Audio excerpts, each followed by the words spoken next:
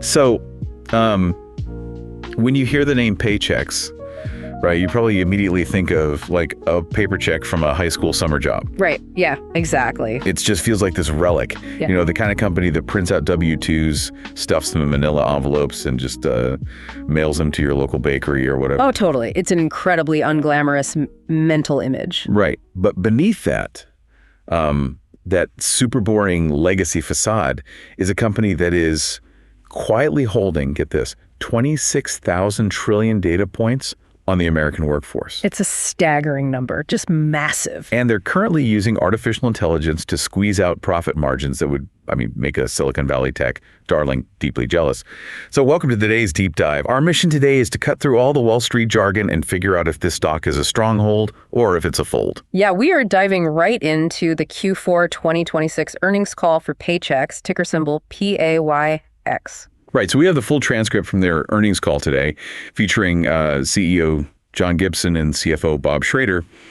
And, today we're looking at how a supposed paper pusher has evolved into an elite software giant. The transformation happening inside this company is completely masked by how boring the end product seems to most people. Yeah, nobody thinks about payroll until it breaks. Exactly. Payroll is the ultimate invisible infrastructure of the economy. When it works, no one says a word. But when it breaks, your company is, on the front page of the Wall Street Journal, your employees are revolting, and the IRS is auditing your entire operation. The stakes are just wildly high. They really are, which creates a fascinating business dynamic when a company like Paychex decides to completely modernize its underlying technology. Right. But look, before we get seduced by any grand, futuristic narratives about AI and data, we need to look at the scoreboard. Always start with the numbers. Exactly. Yeah. Because if you want to know whether a company is actually executing on its vision, you have to start at the very top of the income statement. So what were the core numbers they reported for the fourth quarter and the full fiscal year? Well, the top line numbers demonstrate some really significant momentum here. For the fourth quarter, total revenue hit $1.6 billion. Wow. Okay. 1.6 billion. Yeah, and that represents a 12% year-over-year increase. And then, when you zoom out to capture the entire fiscal year 2026, total revenue reached $6.5 billion. Which is what kind of growth rate? That's up 17% from the prior year. We are talking about an immense volume of capital flowing through their software ecosystem. A 17% top-line jump for a mature company doing $6.5 billion in revenue is massive. It really is. Like, that isn't some scrappy startup growing from 1 million to 2 million. That requires adding, roughly $1 billion in new revenue in a single 12-month period. Exactly. And they didn't just grow the revenue, right? They grew the earnings too. Okay, lay the earnings out for us. So for Q4, adjusted diluted earnings per share, EPS, came in at $1.32. Okay. Which is an 11% increase. And for the full fiscal year, adjusted EPS hit $5.51. Oh, wow. Yeah. And the crazy part is they actually entered this fiscal year with a specific set of earnings expectations, raised those expectations twice as the quarters progressed, and still managed to beat that revised higher bar. Wait, okay, a 12% revenue jump in a single quarter is undeniable growth. Yeah. But what about the actual underlying profitability? What do you mean? Because, it's incredibly easy for a software company to just buy revenue, right? You just double your marketing spend, hire 1,000 new sales reps, slash your prices to win market share. Right. And the revenue goes up, but the expenses completely eat the gains. With inflation where it's been and, the sheer cost of building out the AI infrastructure you mentioned earlier, are they actually keeping more of the money they make? Yeah, that is the right question to ask. Yeah. And honestly, the margin profile is arguably the single most impressive metric in this entire earnings report. Really? More than the 17% growth. Yeah, absolutely. Because if they were just buying revenue, like you said, the margins would compress. But instead, their adjusted operating margins for Q4 expanded by 170 basis points. Wait, 170 basis points? That's huge. Yeah, landing at 42.1%. And for the full fiscal year, operating margins reached 43.2%. Let's just contextualize that 43.2% margin for a minute. Yeah. That means, for every single dollar Paychex convinces a client to pay them, time, roughly 43 cents of that dollar drops straight down as operating profit. Exactly. It represents an elite tier of operational efficiency. I mean, in B2B software, getting above 40% while still growing double digits is super rare. It's incredibly rare, and it signals two very distinct things to the market. First, it signals immense pricing power. They're able to pass costs along or charge premiums for new services without losing their client base. Right. And the second thing. Second, it signals that their underlying operational architecture scales beautifully.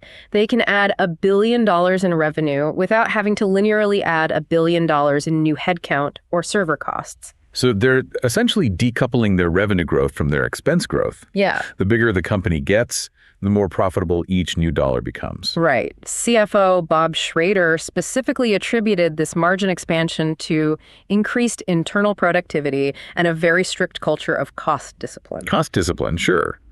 But I imagine there's a nuance there. Yeah, the critical nuance is that they didn't achieve this 43% margin by starving the business of research and development. They didn't just fire a bunch of engineers to make the quarter look good. Exactly.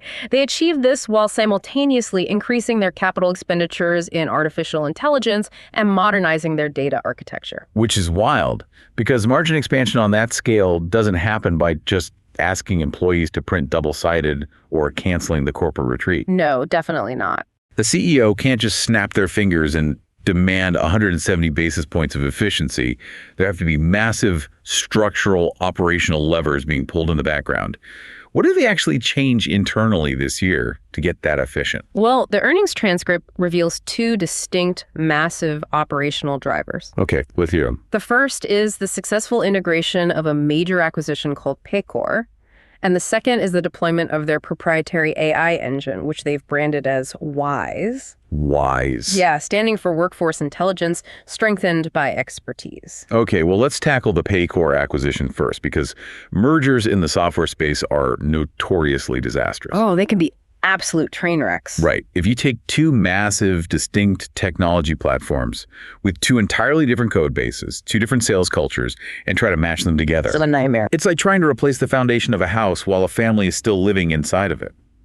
Usually the plumbing breaks, the top sales reps get frustrated and leave, and the clients experience so much friction during the data migration that they just cancel their contracts entirely. Yeah, the failure rate for large-scale enterprise acquisitions is incredibly high for exactly those reasons. Technical debt compounds and the promised synergies never actually materialize on the balance sheet. But I'm guessing that's not what happened here. No. CEO John Gibson spent a significant portion of the call detailing how PayCore, which, by the way, was the largest acquisition in the history of Paychex, totally defied that standard narrative. Wow, the largest in their history. Yeah. The integration wasn't just smooth, it actively accelerated their roadmap. Gibson reported that they exceeded their fiscal year 26 synergy targets by successfully extracting over $100 million in cost synergies. So they went into the combined company, found $100 million in overlapping redundant expenses. Things like redundant cloud hosting, overlapping marketing agencies, duplicate HR, and just eliminated them. Yeah. Yep.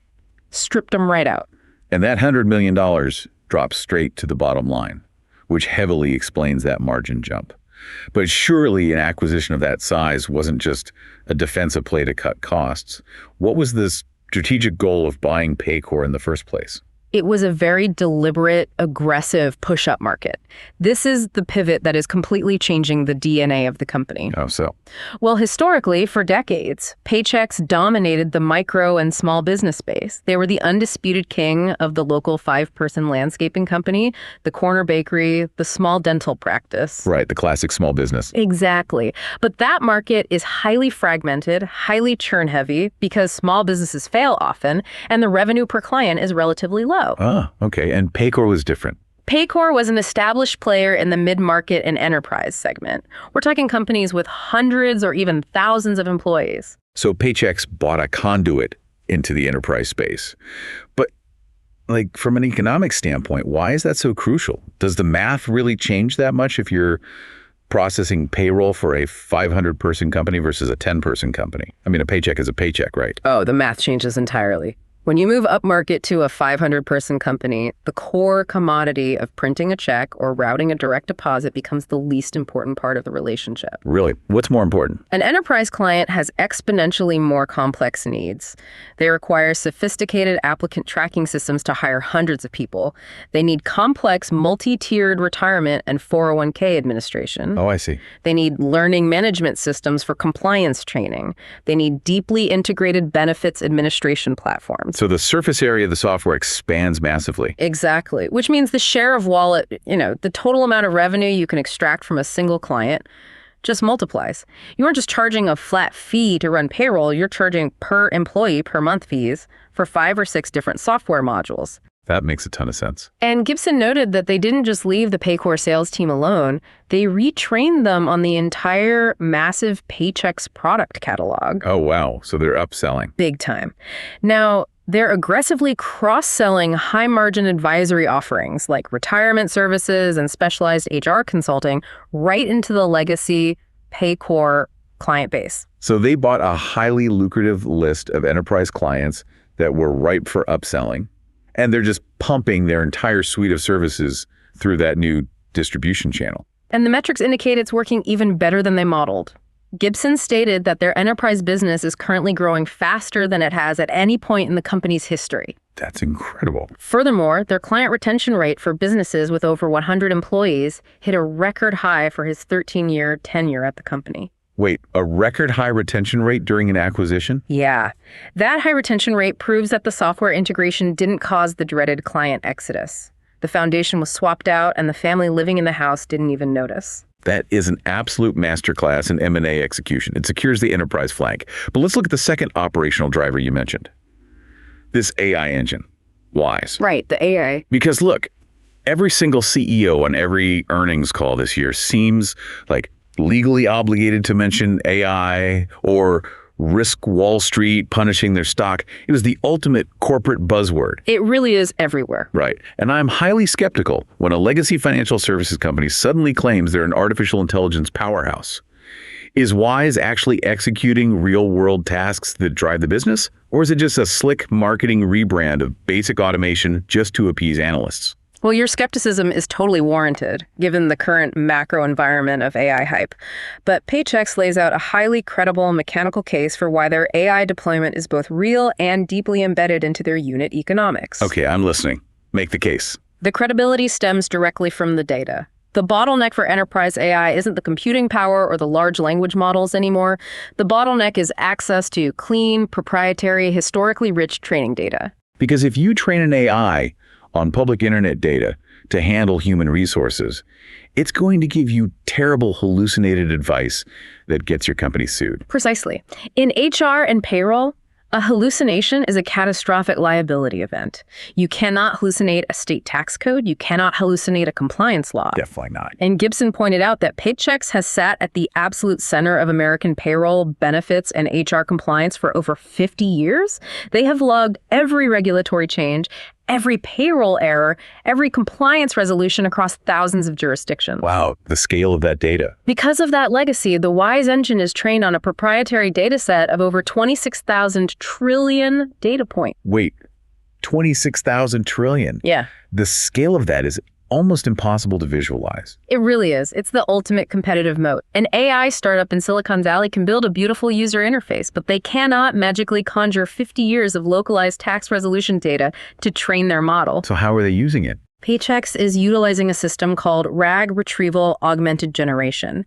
They're pointing generative AI models exclusively at their own deeply verified closed-loop database. And Gibson provided very concrete examples of how this moves beyond just a simple chatbot and into autonomous execution. Okay, what does autonomous execution actually look like in human resources? Well, consider the employee handbook. If you operate a business with remote employees spread across California, New York, Texas, and Florida, the state and municipal labor laws are constantly shifting. Oh, yeah. Minimum wage laws change, mandatory sick leave, accrual rates change, family leave regulations update.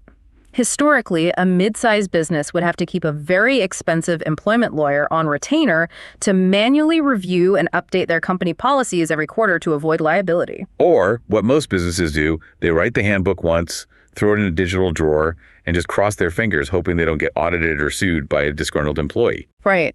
And the liability risk there is immense. What the WISE engine does is monitor the thousands of shifting federal, state, and local regulations in real time. Okay. When a law changes in a specific county in California, the AI automatically drafts an updated policy, integrates it into the client's digital employee handbook, and routes it to the specific employees in that jurisdiction for mandatory digital sign-off. Wow. Yeah, it autonomously neutralizes the compliance risk. That is quietly revolutionary for a mid-market CEO. The software isn't just a system of record. It's acting as an autonomous legal shield. Exactly. And the time savings are equally dramatic in daily operations. Gibson detailed how their workforce management module uses AI to intelligently generate complex employee shift schedules. Oh, I hate doing scheduling. Everyone does. It analyzes historical foot traffic, seasonal demand, employee availability, and overtime constraints, and it generates an optimized schedule in minutes rather than a manager spending hours manually dragging and dropping shifts on a spreadsheet. That's huge. They also noted that AI pattern recognition has reduced the time it takes managers to approve weekly timesheets by more than 50%. I can see how a client would love that. It frees up middle management to actually manage the business rather than do administrative data entry. Exactly. But if we tie this back to the income statement, are clients paying a premium for these specific AI features? Like, is WISE generating direct net new subscription revenue today? Well, the monetization strategy is multifaceted. While they are beginning to roll out premium standalone AI modules, Gibson was very transparent that the immediate massive financial return on WISE isn't necessarily direct top-line revenue. So where is it showing up? The true return on investment is showing up in internal productivity and extreme product stickiness. Internal productivity, meaning they're deploying this AI inward to make their own Paychex employees more efficient. Absolutely. They have integrated WISE into the daily workflow of every service and sales representative. They developed internal tools branded as Service Concierge and Sales Guru. Okay, how does that work? Well, think about the traditional customer service model for payroll. A business owner calls in with a highly complex question about a specialized tax credit in a specific Ohio municipality. Usually, that frontline rep has to put the client on hold for 20 minutes, dig through a labyrinth of legacy knowledge base articles, or escalate the ticket to a specialized tax supervisor. Yeah, that costs the company significant money and handle time. And it frustrates the client. Definitely. With the Service Concierge tool, the AI listens to the context of the query and instantly surfaces the exact verified regulatory answer from that 26,000 trillion data point repository directly to the rep's screen. Oh, that's amazing. It turns a tier 1 customer service agent into a highly specialized tax consultant instantly. But the most staggering metric Gibson shared regarding internal efficiency was about error reduction. Let me guess, the AI is catching the mistakes before the client even realizes they made one. Yes. In the timekeeping and payroll staging systems, the AI analyzes the data as it is being entered by the client. It looks for anomalies like someone accidentally logging 400 hours instead of 40, or a missed tax classification. That happens all the time. Right. And Gibson noted that this proactive AI screening is cutting down upfront timekeeping errors by 70%. A 70% reduction in errors is a massive operational win. Because in payroll, the margin isn't just about what you can charge. It's heavily dictated by the cost of fixing mistakes. Gibson made this point explicitly. He said on the call, "In our business, the most expense is generated by mistakes and errors, because if you have to clean up a tax error, it takes a lot of manual work with the government." Dealing with the IRS. Right. Remediating a botched tax filing requires human capital, amended returns, and dealing with IRS hold times. By utilizing AI to autonomously identify and resolve those errors before the payroll batch is ever processed, they're structurally stripping millions of dollars in customer service and remediation costs out of their operating model. So that internal leverage is the hidden engine driving that 44% margin. It really is. It creates this fascinating dual flywheel. On the inside, the AI is making their workforce superhuman, drastically lowering the cost to serve each client. And then on the outside, if the software is acting as an autonomous legal shield and building your employee schedules, the switching costs become completely insurmountable. You'd be crazy to leave. Exactly. You're never going to cancel that subscription. It builds a mile-wide moat around the core revenue base. The moat is deepening significantly, no doubt. However, the transcript reveals a third major narrative driving their success this year, and is driven by a macroeconomic force that is usually disastrous for the broader economy, but it acts as a massive tailwind for Paychex. Wait, what is it? Medical inflation. Medical inflation, Yeah. Really? Because healthcare premiums have been skyrocketing for years, and it's one of the heaviest burdens on small to mid-sized businesses. How on earth does out-of-control healthcare costs benefit a payroll processing company? It acts as an aggressive acquisition channel for a very specific, highly lucrative division of Paychex called their PEO, or Professional Employer Organization. Okay. To understand why medical inflation is a tailwind, you really have to look at the mechanics of the PEO model. Let's break down the mechanics, because the PEO model is completely different from just buying a standard software subscription. It's fundamentally different. When a business engages Paychex for standard payroll, Paychex is just a software vendor. But when a business signs up for the Paychex PEO, they enter into a legal arrangement known as co-employment. Co-employment. So how does that work? The employees still report to the business owner, do the daily work of the business, and the owner retains all hiring and firing power. But for tax, benefits, and insurance purposes, those employees are legally grouped under Paychex's massive corporate umbrella. So the legal employer of record, in the eyes of the IRS and the health insurance companies, becomes Paychex. Correct. And that distinction changes the entire dynamic of risk underwriting. Oh, I see where this is going. Right. If you own a manufacturing company with 30 employees and you try to go to a major health insurance carrier like United Healthcare or Cigna to negotiate a benefits package, you have zero leverage. Your risk pool is microscopic. Yeah. If just 2 of your employees develop a severe chronic illness, the medical claims will vastly outpace the premiums you pay. The insurance carrier knows this, so they quote you astronomical rates, or they give you plans with massive deductibles that your employees hate. You are completely at the mercy of the carrier. And as medical inflation rises, 8, 9, 10% a year, that 30-person company simply gets priced out of offering health insurance entirely. Exactly. But if that same 30-person company joins the Paychex PEO, their employees are pooled together with hundreds of thousands of other employees from thousands of other businesses across the country. Wow. Paychex goes to the insurance carriers not with 30 lives to insure, but with hundreds of thousands of lives. They walk into the negotiation with the purchasing power of a Fortune 500 multinational corporation.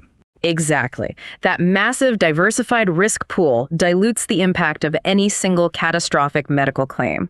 Paychex can secure premium, top-tier health, dental, and vision plans at rates a small business could never access independently. That's a huge advantage. So as medical inflation accelerates, small and mid-sized business owners become desperate. They're trapped. They cannot afford to fund benefits on their own, but they absolutely must offer competitive benefits to attract and retain talent in a tight labor market. The macroeconomic pressure essentially forces them into the arms of the Paychex PEO. It becomes a sanctuary from healthcare inflation. That dynamic is clearly visible in the Q4 data. CFO Bob Schrader highlighted that their PEO and insurance solutions revenue increased 9%, hitting $370 million for the quarter. $370 million just for the quarter. Yeah. He noted this was driven directly by strong growth in the number of PEO worksite employees. He explicitly stated that medical inflation is acting as a tailwind because it drastically amplifies the value proposition of the PEO. It allows a small business to punch above their weight and offer enterprise-grade benefits. It's an incredibly powerful business model. And from a margin perspective, it has to be the stickiest product they offer. Oh, without a doubt. Because if a client is in the PEO, Paychex isn't just moving their money.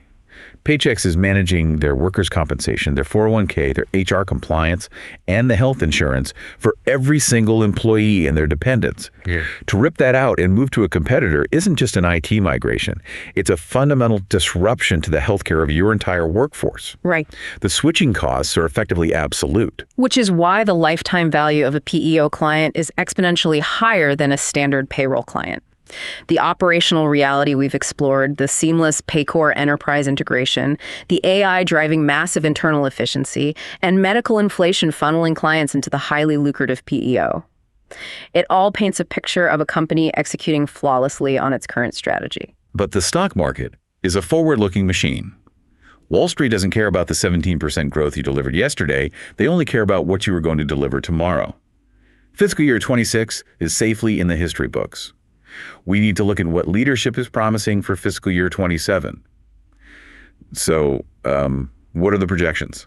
Well, the guidance provided by management for FY27 introduces a significant narrative shift that requires careful analysis. CFO Bob Schrader laid out the specific targets. Okay, let's hear them. For total revenue growth, and specifically for their management solutions segment, they're guiding for a growth rate of 5 to 6%. Okay. For the PEO and insurance solutions segment, they expect growth in the 6 to 7% range. And for adjusted EPS growth, they are targeting 7 to 9%. Wait, we need to stop right here. I know. We just spent 20 minutes breaking down how they achieved a massive 17% total revenue growth this past year. Now they're standing in front of investors and guiding for 5 to 6% revenue growth for the next 12 months. Yeah, that's the guidance. That is a brutal deceleration. If I am an investor holding a growth-oriented tech stock and the growth rate drops from 17% to 5% overnight, that triggers a massive sell-off. It looks like the engine just stalled. Why should anyone hold this stock if the growth is collapsing that fast? On the surface, the optics of that deceleration are alarming. However, when you dig into the mechanics of the business detailed in the transcript, you realize this drop is not a sign of underlying business failure. There are two very specific, highly mechanical headwinds causing this deceleration. Explain the mechanics. Why is the revenue dropping? The first reason is a standard accounting reality. They are lapping the PayCore acquisition. Oh, okay. When a company executes a massive acquisition, their total revenue spikes artificially for the first 12 months because they're suddenly adding an entirely new stream of existing revenue to their books. It's inorganic growth. Right. But once you cross the 1-year anniversary of the deal, that new revenue is fully integrated into your baseline. You don't get to count that massive inorganic jump twice. That makes perfect sense. It's like if a household making $100,000 a year marries into another household making $100,000. In year one, the household income grows by 100% to $200,000. Exactly. But in year two, if everyone gets a standard 5% raise, the household income only grows by 5%. It doesn't mean their careers are failing. It just means the merger is already priced into the new normal. That is the exact mathematical reality here. The 17% growth from FY26 was heavily inflated by bolting on PayCore. If you strip out the acquisition and look solely at the underlying organic growth of the business, the momentum is actually accelerating. Accelerating, really? Yeah. Schrader specifically noted on the call that they sequentially improve their organic growth rate in every single quarter throughout the year, exiting the year at an organic growth rate nearly double where they started. The core engine is running hotter, not colder. Okay, so lapping the acquisition accounts for a large chunk of the normalization. But what is the second mechanical headwind? The second headwind involves a deeply fascinating element of the payroll business model known as the float. The float. This is the secret weapon of the entire payroll processing industry, and it's a mechanism that most retail investors completely overlook. It is a massive profit center that exists entirely outside of their software subscriptions. Let's trace the life cycle of a payroll run to understand how the float works. Let's do it. When a business processes payroll on a Tuesday for a Friday payday, Paychex initiates an ACH transfer to pull the total gross payroll amount out of the employer's bank account on Tuesday or Wednesday. Paychex takes possession of those funds. On Friday morning, Paychex disperses the net pay into the employee's checking accounts. But the net pay is only a fraction of the gross payroll they pulled from the employer. What happens to all the tax withholdings? Exactly. Paychex is holding on to the federal income tax withholdings, the Social Security contributions, Medicare taxes, state taxes, and local taxes. And the critical factor here is that the government does not require Paychex to remit those tax dollars instantaneously. Depending on the size of the employer and the specific tax regulations, Paychex might not have to send those tax dollars to the IRS or the state treasury for several days, or in some cases, weeks. So for that intermediate window of time, Paychex is sitting on an ocean of cash. They are holding billions and billions of dollars of other people's money. That pool of money is the float. It is essentially a massive, legally mandated, continuously replenishing, interest-free loan provided by their clients. And Paychex doesn't just let those billions sit idle in a checking account.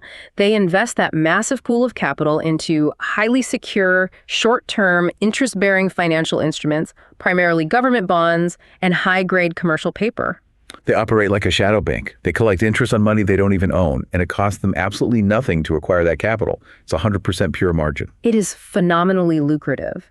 But the vulnerability of the float is that the yield they generate is entirely beholden to the macroeconomic environment, specifically the Federal Reserve's interest rate policy. Right. Over the past few years, as the Fed aggressively raised rates to combat inflation, the yield on Paychex's float skyrocketed.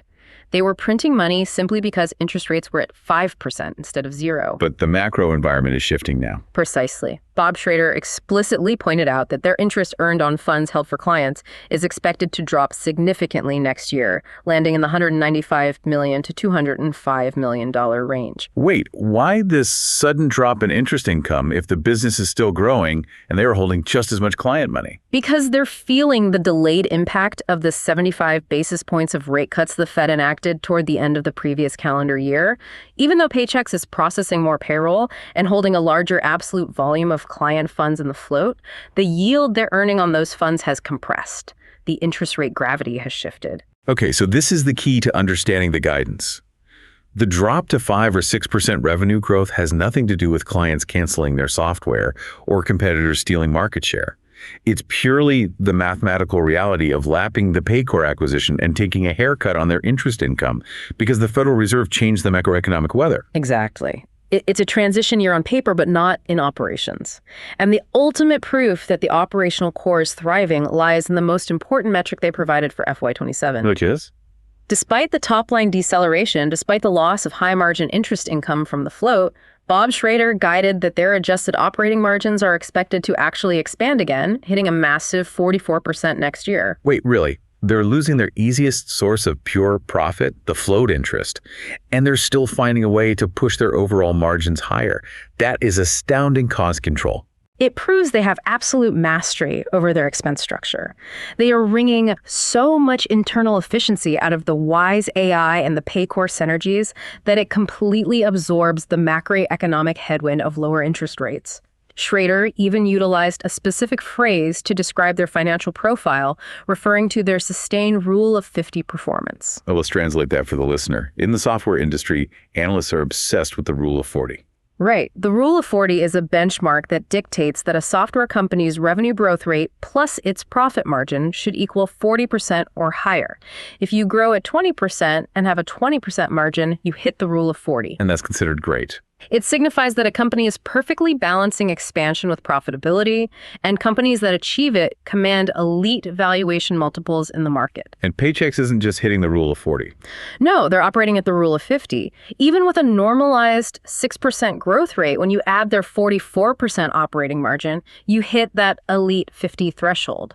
They are operating in rare air when it comes to sustainable, highly profitable cash generation. Which brings us to the ultimate synthesis of this deep dive. We have unpacked the structural mechanics of their margin expansion. We've seen how the PayCore acquisition fortified their enterprise pipeline. We understand how Wise is driving internal automation, and we have contextualized the forward-looking guidance around the float. For the retail investor listening right now who's either holding this stock or considering initiating a position, what is the bottom line verdict on Paychex? Well, based on the exhaustive data in this transcript, the verdict is a highly convicted, bullish stance, and the thesis rests on one unshakable pillar. Paychex is a remarkably durable, defensive, cash-generating machine. Let's quantify that cash generation, because in a market obsessed with unprofitable AI startups, actual free cash flow is the ultimate truth teller. The cash flow metrics are staggering. Schrader reported that their free cash flow, which is the pure cash remaining after funding all daily operations and necessary capital expenditures, increased by an incredible 36% this year. 36%? Yeah. They generated $2.3 billion in pure free cash flow. $2.3 billion sitting on the balance sheet. They are a software and services company. They aren't building billion-dollar semiconductor fabrication plants or massive logistics warehouses. What is management actually doing with all of that excess capital? This is where the story becomes incredibly actionable for you, the retail investor. Management is not hoarding the cash, nor are they setting it on fire with reckless speculative investments. They returned $2.2 billion of it directly to their shareholders. They generated $2.3 billion in free cash flow and handed $2.2 billion right back to the owners of the company. That is an aggressive capital return program. How exactly was that distributed? They executed a two-pronged approach. First, they allocated $600 million to share repurchases. Second, they paid out $1.6 billion in cash dividends. Let's break down why this capital allocation strategy is so vital for a long-term investor. Start with the share repurchases. A lot of retail investors don't fully grasp how buybacks impact their portfolio. It's a powerful mechanism for compounding value. When Paychex takes $600 million of their own cash, goes onto the open market, buys up millions of shares of their own stock, and essentially retires or destroys them, they are permanently reducing the total supply of shares in existence. They're shrinking the pie. Precisely. If a company generates $100 in profit and there are 100 shares outstanding, each share represents $1 of earnings. But if the company buys back 10 shares, there are only 90 shares left. The company is still making $100, but now that profit is divided by 90. And the EPS goes up. Suddenly, the earnings per share jumps to $1.11. Without the underlying business changing at all, the intrinsic value of every remaining share increases. So if you are holding Paychex, your slice of the pie gets mathematically larger every single quarter without you having to invest another dime. It's a silent, tax-efficient way to increase shareholder value. And it is the exact opposite of what many modern tech companies do, which is dilute their shareholders by issuing millions of new shares every year to pay their executives. But the buybacks are only a fraction of the story. They paid out $1.6 billion in dividends. That is hard, tangible cash deposited directly into investors' brokerage accounts every quarter. Paychex has a long, proven history of aggressively raising that dividend payout year after year. So here is the overarching narrative for you as an investor. You do not buy Paychex stock because you think it is going to double in the next 6 months. This is not a volatile, speculative meme stock. Yeah. You hold this stock for the relentless compounding dividend growth, the steady reduction of share count, and the incredible sleep well at night safety of their economic moat. And that economic moat, as we discussed with the PEO model and the AI compliance tools, is constructed entirely out of switching costs. The switching costs in payroll are the invisible gravity holding this entire financial fortress together. We touched on this, but it requires emphasis. In the corporate world, if a new customer relationship management software launches and it has better features, the VP of sales might complain about the migration, but the company will switch. Yeah, they switch all the time. If a better project management tool comes out, you migrate your data and move on. The disruption is contained. Exactly. But payroll is the central nervous system of the organization. If a business owner decides to switch payroll providers to save a few dollars a month, and there was a tiny data mapping error during the migration, the consequences are catastrophic.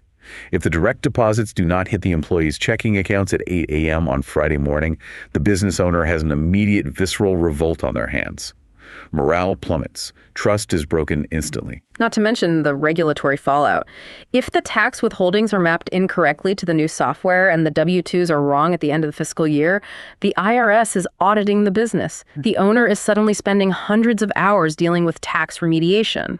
The risk to reward ratio of switching payroll providers is heavily skewed toward risk. Unless Paychex commits a catastrophic operational failure, a client is never leaving. They are captive.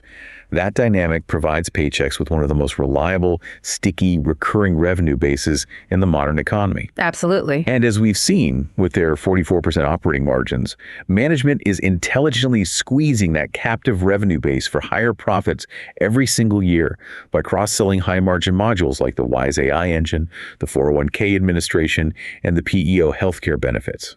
They are integrating their software so deeply into the daily operational fabric of their clients that leaving becomes mathematically and operationally impossible. It is the definition of a cornerstone holding for a long-term compounding portfolio. The combination of high switching costs, massive free cash flow generation, and a disciplined commitment to returning that capital to shareholders creates a highly defensive investment profile, even in the face of macroeconomic headwinds like shifting interest rates. That brings our deep dive into the underlying mechanics of Paychex to a close. We want to thank you, the listener, for taking this journey with us. We have moved past the surface-level Wall Street jargon, dismantled the structural drivers of their margin expansion, analyzed the profound implications of their proprietary AI deployment, and provided a clear, data-forward framework for understanding the long-term value of the stock. However, there is one final, highly provocative detail buried deep in the Q&A portion of this earnings call that points to a potential paradigm shift for the entire company. It's something that could fundamentally alter how Wall Street values them in the coming decade. Ooh, I'll look into the deep future. I like it. What's the detail? While taking questions from analysts, CEO John Gibson made a passing comment regarding the completion of their underlying infrastructure modernization. He stated that because they have rebuilt their data architecture, they are now developing and launching what he specifically called payroll-agnostic, standalone AI-enabled solutions. Wait, payroll-agnostic, meaning a company can purchase and utilize Paychex software without actually using Paychex to process their biweekly checks. Precisely. He used their WISE AI compliance tool as the primary example. He noted that this autonomous digital HR agent, the tool that monitors real-time state labor laws and dynamically updates employee handbooks and policies, is now built to integrate seamlessly via API with most of the major competitor platforms in the market. So a mid-sized enterprise could be locked into a multi-year contract with Workday or ADP or Paylocity for their core payroll processing. But they could pay Paychex a high-margin standalone SaaS subscription fee just to rent their AI compliance brain. Yes, they have successfully decoupled their most advanced intellectual property from the commoditized act of moving money. That is a staggering strategic pivot. If you think about the long arc of this industry, moving money from an employer's bank account to an employee's bank account via ACH is essentially a digital commodity. It's a race to the bottom on price. If artificial intelligence and blockchain technologies eventually drive the baseline cost of basic payroll processing down to zero across the entire industry, the core value of a company like Paychex will no longer be in the plumbing. The value will reside entirely in the intelligence layer surrounding the workforce data. So here is the question we want to leave you with to ponder. If Paychex successfully executes this pivot, and their ultimate value proposition transitions away from processing checks and instead becomes renting out an autonomous, highly trained HR brain to the entire American economy, regardless of what legacy plumbing those companies use, how does that completely rewrite their valuation multiple? This is a huge question. Right now, they trade like a slow-growth financial services company. But if the market suddenly realizes they're actually a hyper-scalable, hardware-agnostic enterprise AI platform, do they start commanding the massive valuation multiples of a Silicon Valley tech giant? The company you thought you knew might be evolving into something entirely unrecognizable. Keep that on your radar. The evolution of legacy infrastructure into artificial intelligence is where the greatest opportunities often hide. Beautifully said. Until next time, keep diving deep.